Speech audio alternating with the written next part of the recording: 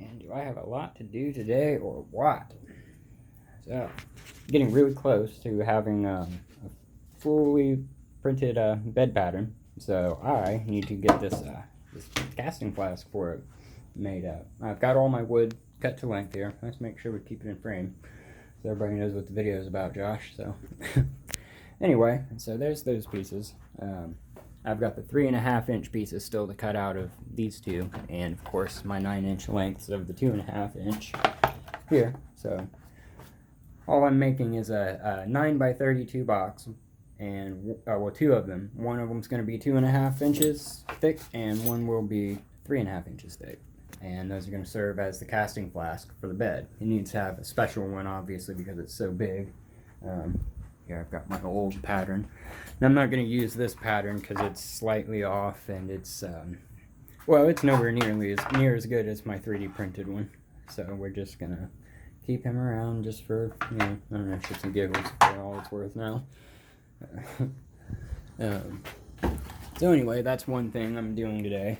Now the other thing is I've got another, well, I guess we'll go ahead and head out there real quick. I've got another bucket or tray of slag that I've scraped off of my the past few weeks, and it's just got way too much aluminum in it. Way too much aluminum. I'm feeling like I'm doing something wrong here. Of course, I am relatively new at this, so yeah, we're gonna throw that all in the crucible and remelt it and see what we get. I'm sure I'll get nearly a full crucible worth of aluminum out of that. So I'm gonna try some flux.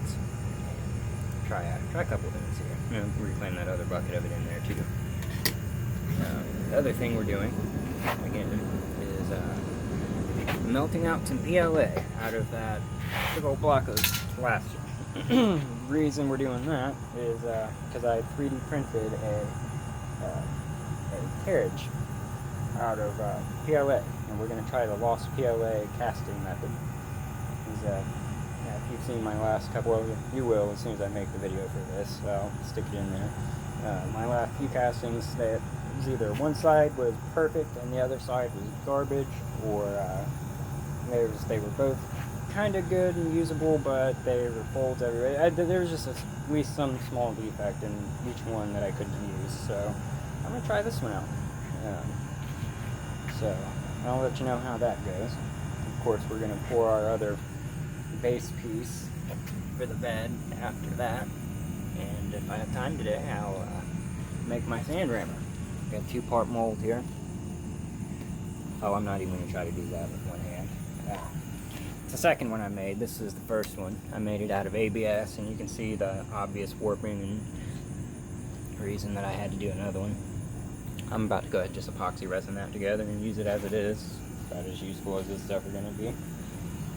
And I've got my last piece to the lathe, or to the lathe bed, and you know, my 3D printing. Should be done here in about an hour or so. And we'll be good to go. So stay tuned, see what I'm up to. See ya.